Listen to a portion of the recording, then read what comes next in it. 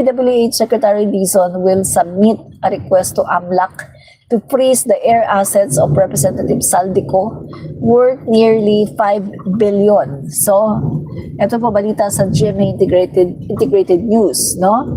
So, ito po yung mga aircraft assets ni Saldico, no? Siguro nakapangalan sa kanya to kasi sabi, asset daw ni Representative Saldico. So, ibig sabihin, nakapangalan sa kanya to, no? Worth 5 billion. So, ito yung mga aircraft, guys, Bell 26B3, ayan, ito. Ayan. Tapos yung Augusta Westland AW 3098, ito naman. Pagkatapos ito, Bell 407, ito naman. Pagkatapos itong Gulfstream 350, ito naman. Grabe. Napakayaman naman to si Saldico. Ibalik niya to, mga kaibigan. Hindi po pwedeng ganito. Ibalik niya ito. Kung ito talaga ninakaw niya, ibalik niya to. Pera ito ng taong bayan, no? Ibalik niya yan. Grabe, paano siya yumaman ng ganito? Ang dami niyang aircraft. Grabe. So, ibalik niya to, mga kaibigan. Hindi maaari na hindi niya ibalik itong 5 billion na to, no? Worth 5 billion na mga aircraft assets. Ibalik niya ito. At dapat umuwi na siya ng Pilipinas, sagutin niya lahat ng mga katanungan sa kanya, be brave, kasi ginawa niya yan eh. Dapat sagutin niya lahat, no? Okay. Ay, nako. Pag nagtago yan, katulad kay Harry Roque, ibig sabihin lang yan, may kasalanan yan, no? Tulad ni Harry Roque, hanggang ngayon, hindi umuwi. Kasi nga may kasalanan, no? Diyan mo na makikita yung tao na may kasalanan eh. Hindi lumalabas, nagtatago, hindi sumasagot sa mga, kapag merong mga tinatanong sa kanila, pag pinapatawag, nagtatago, hindi sumasagot. Yan ang mga taong may kasalanan. Diba? Yeah.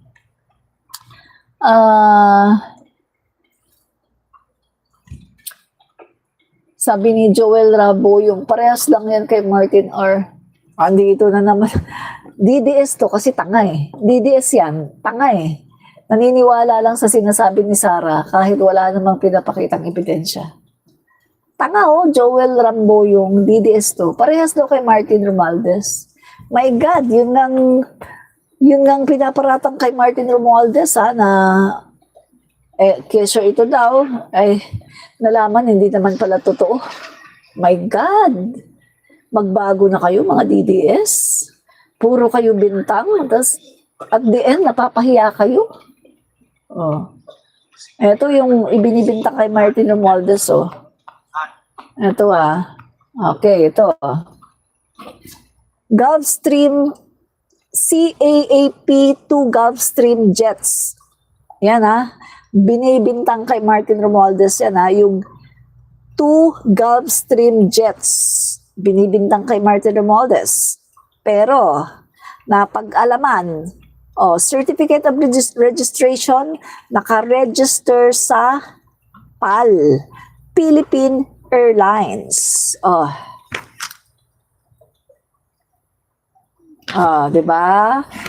Binibintang yan kay Martin Romualdez daw. Ang may-ari daw si Martin Romualdez, yung 2 jet na yan. Ngayon, inimbestigahan. Sino may-ari? PAL, Philippine Airlines. Yun yung sinasabi ko sa inyo. Maging matalino. Huwag maging bobo katulad ni Sarah. Bintang dito, bintang doon, bintang doon. Pagkatapos may isang ebidensya, walang naipakita. Pero siya, gabundok ang ebidensya na marami nakaw.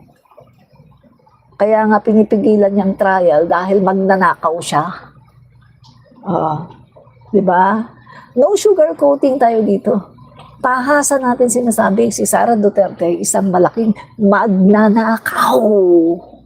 Dahil kung hindi siya magnanakaw, haharap siya sa trial.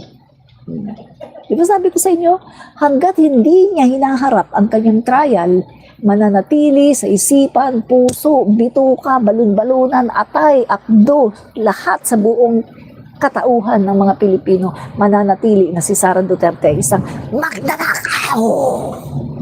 Ninakaw niya ang pera ng taong bayan. Hirap na hirap ako sa pagtatrabaho, ninakaw lang ng lukring na yan. Magnanakaw!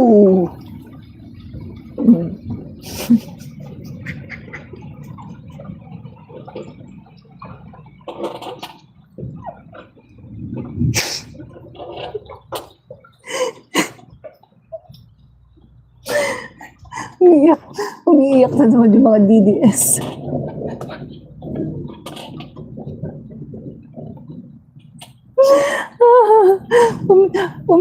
Umiiyak na naman yung mga DDS.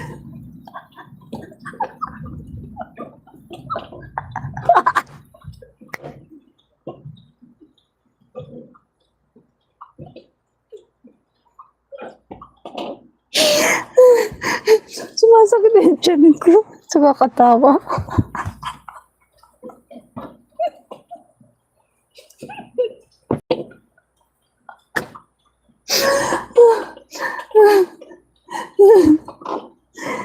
Sumasakit na yung tiyan ko sa kakatawa.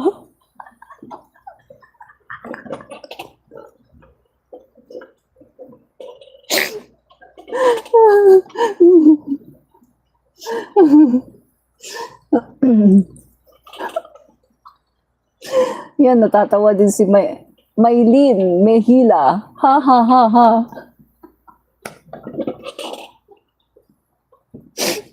Diba? Ito, sabihin ko sa inyo Halatang-halata mo yung taong magnanakaw, nagtatago. O ngayon, Saldico, ang daming binibintang sa kanya. Pinapauwi siya dito sa Pilipinas. Anong sabi niya? Uuwi daw siya sa Pilipinas kapag tapos na daw siya magpagamot. Huwag daw siyang didiktahan kung kailan siya uwi sa Pilipinas. Basta pag natapos daw siya magpagamot, uuwi daw siya. Kasi may sakit daw siya sa puso.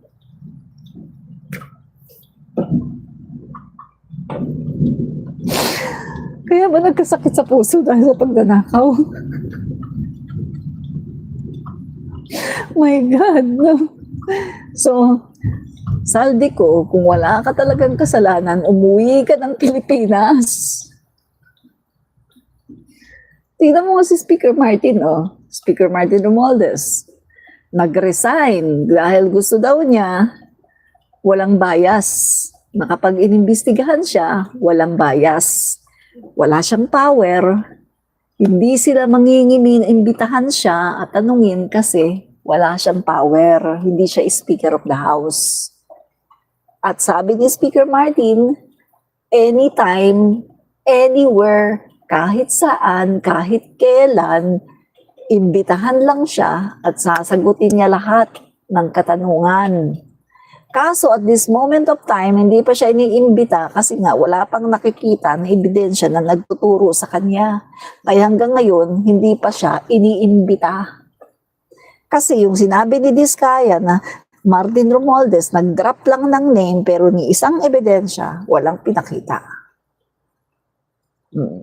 Ibig sabihin, dinamay lang talaga si Speaker Martin.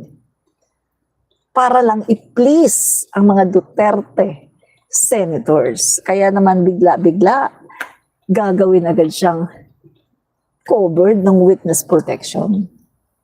Diba? Kaso hindi niya nauto si Senator Soto at saka si DOJ Secretary Boying Rimulya. Dahil ang gusto ni Secretary Boying Rimulya at ni Panfilo Lacson, tell everything. Huwag kang mag-i-edit ng sasabihin mo. Tell everything. Huwag kang magprotekta ng kung sino.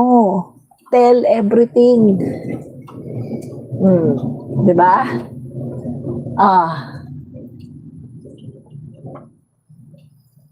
Ano, DDS? Ano, DDS? Wala kayong masabi ngayon, Wala kayong masabi ngayon, mga DDS. Kasi may resibo ako. May resibo ako. Diba?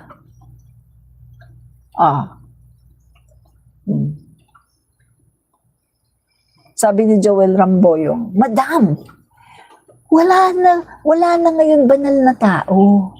Pero panahon na ngayon, mas malala ang gobyerno ng Pinas. Mga kurap. Sabi yan ni Joel Ramboyong. Pero hihiramin ko yung sinabi ng isang kakamping at yung sinabi ni Sasot. Dali ipano ko sa inyo yung sinabi ni Sasot at sinabi ng isang kakamping. Sige, ipalabas ko sa inyo. Ano lang to reels lang ito, reels. So ibig sabihin, very short video lang ito. Very short video. No? So, papakita ko sa inyo. Pakita ko. Brace yourself, no? Brace yourself. At baka mahulog kayo sa inyong kinakaupuan, no? Brace yourself. At baka mahulog kayo sa inyong kinauupuan, 'di ba? Sa sobrang inis at galit, 'di ba? Okay. Okay. Panoorin nyo, kakamping kito. Kalaban ko to noong 2021. 2021, ang daming sinasabi nito kay PBBM. Kalaban ko to noon. So, pero ngayon. Bakit nga ba hindi naging big issue noon ng plan?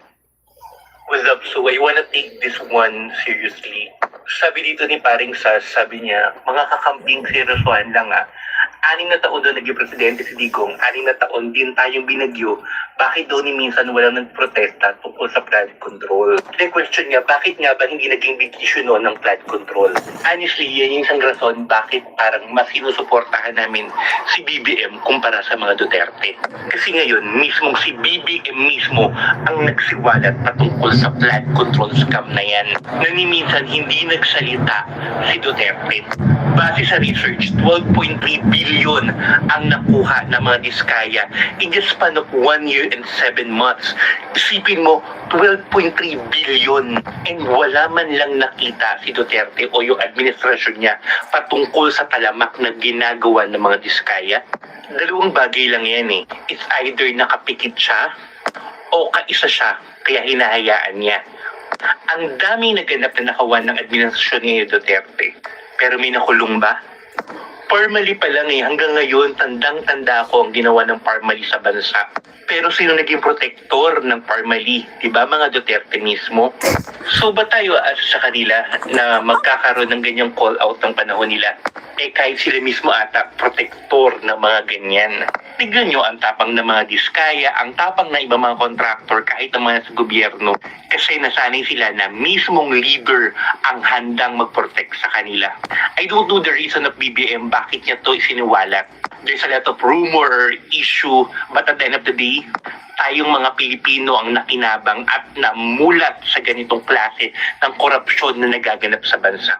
Through BBM, mas nalaman natin ang dami ng flood control issue ngayon. So sinong mas mahina? Si Duterte na naisahan o si BBM na ngayon lumalaban? What's up, Suway? Pahiya! Sasabihin mong mas kurakot ang gobyerno ngayon. Pahiya!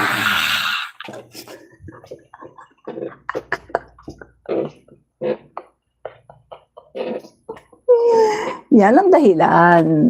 Kasi sa panahon ni Duterte, pinipigil niya. Diba? May Blue Ribbon Committee. Iniimbestigahan ng Parmali. Ano ginawa niya? Nagpalabas ng memorandum. Bawal imbitahin ang kanyang mga sekretary. Hindi pwedeng pumunta ang kanyang mga sekretary sa Senate, sa Blue Ribbon Committee, or sa Congress. Bawal silang i-inquest. Bawal silang tanungin tungkol sa korupsyon.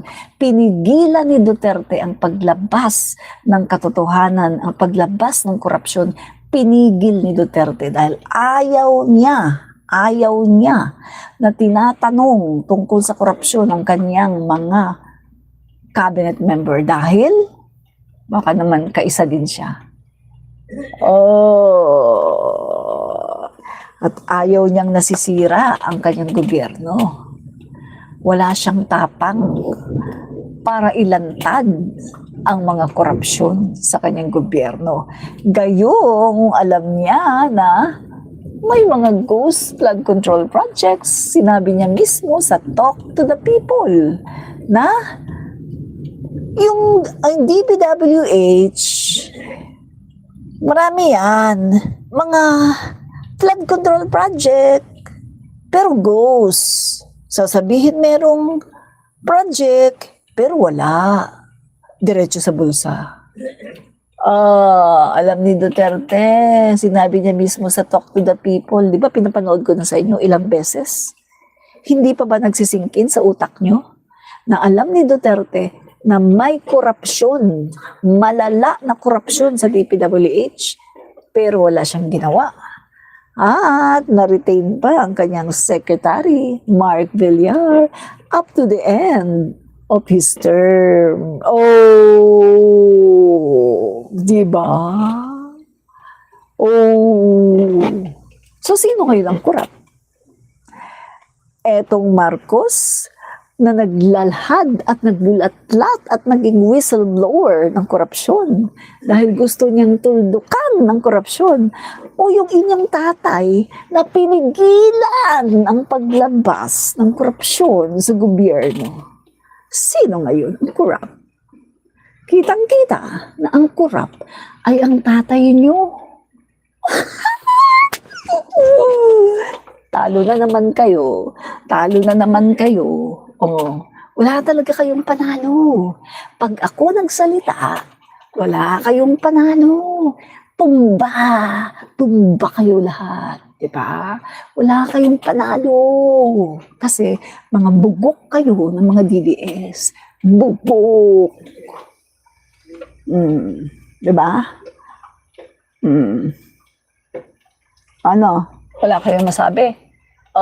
Wala kayong masabi. Ad hominem. Yan ang alam nyo. Di ba? Wala kayong masabi. Di ba? Ganito ang ano nyo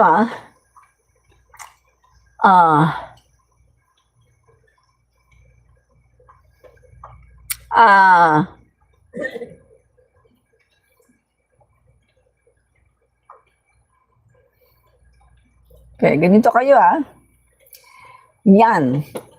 Insults. Insults are the last refuge of a fool.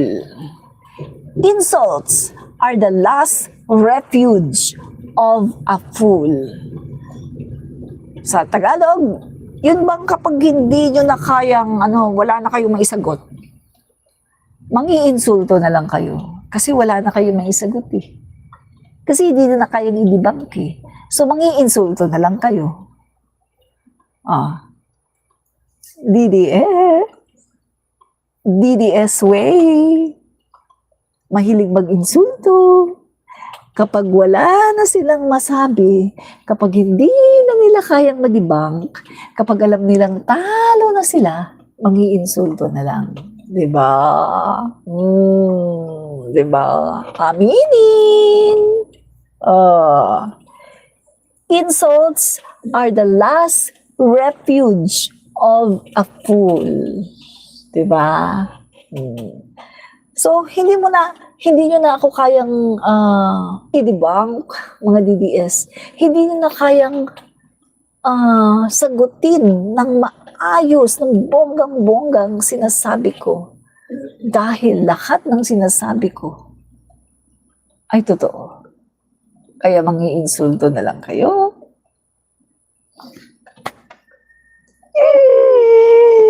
Ay, nakakaawa. Nakakaawa. Nakakaawa sila.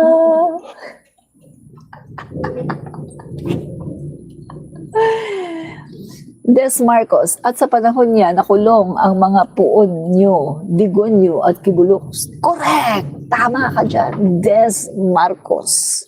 Correct ka dyan. Correct na correct, no?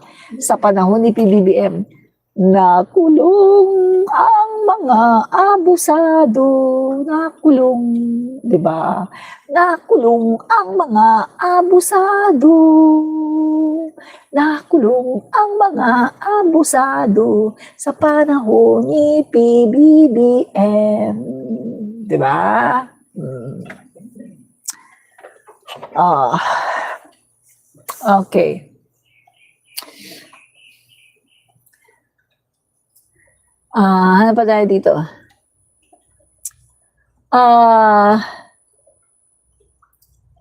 Okay.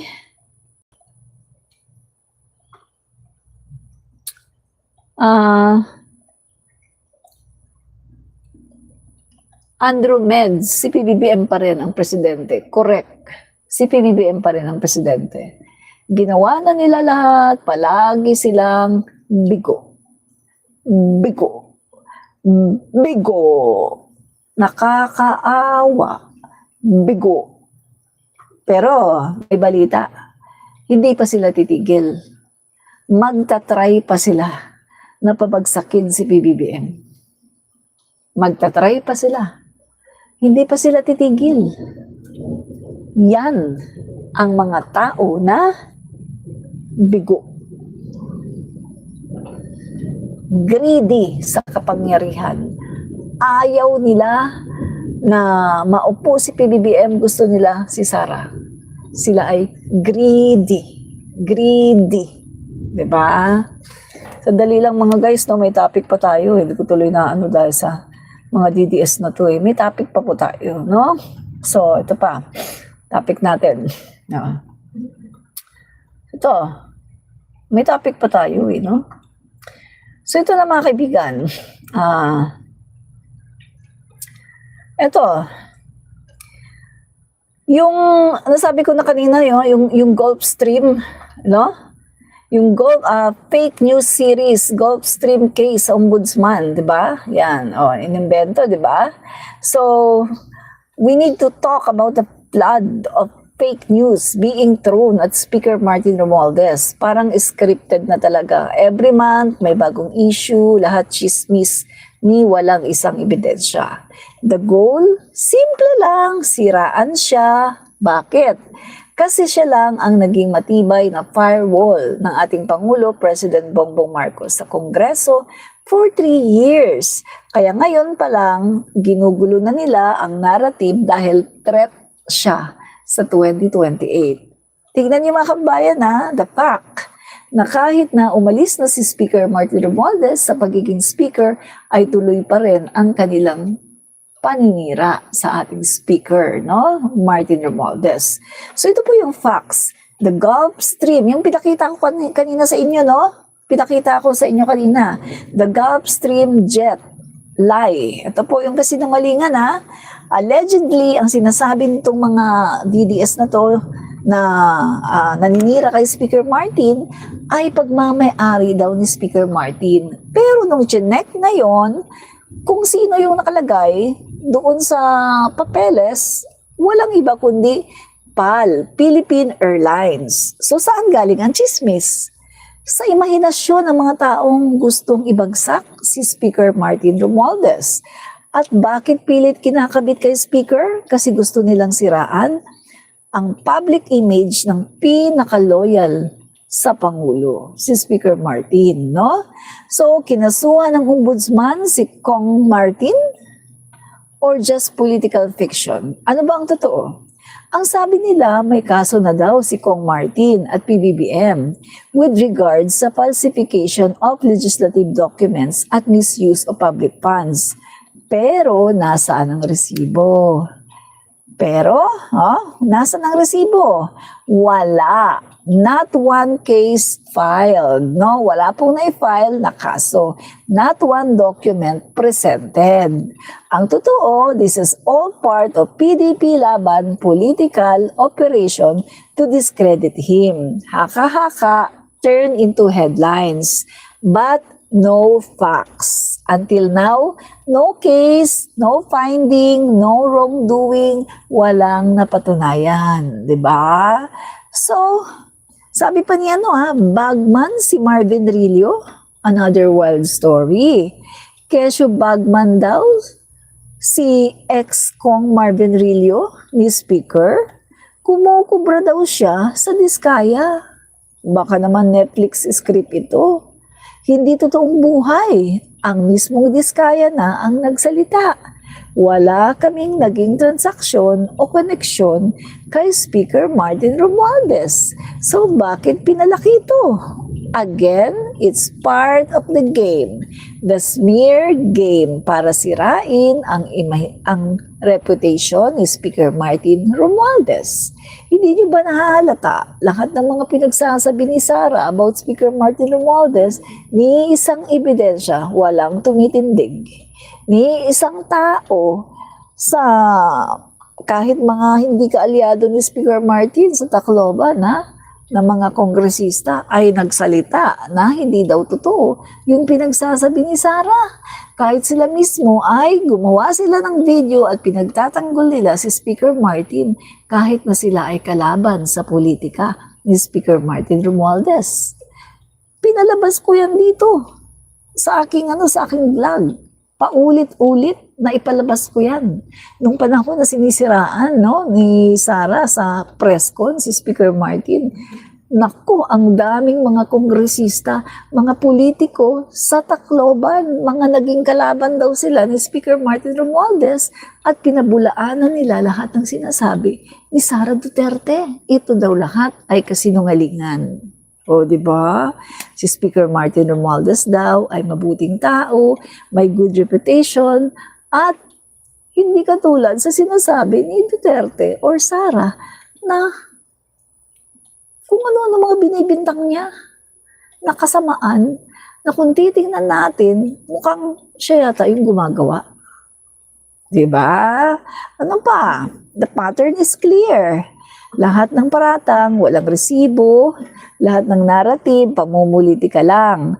Bakit siya ang target? Dahil siyang pinaka-organized, pinaka-effective, at pinaka-loyal sa administration. Kaya siya rin ang pinakatatakutan na balakid sa 2028. Diba?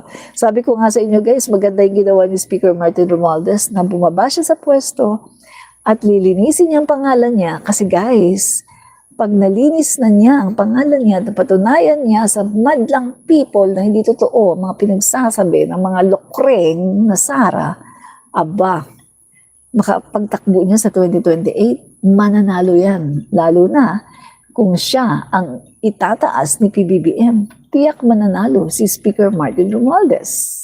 Naniniwala ako dyan, mga kaibigan, no? Mananalo siya.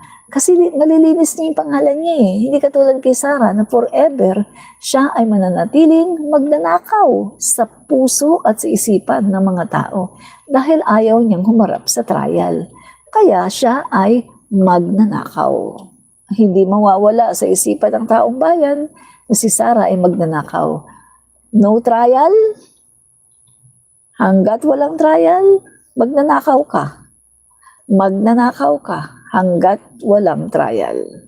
Hanggat hindi mo napapatunayan ang sarili mo na ikaw ay malinis, magnanakaw ka.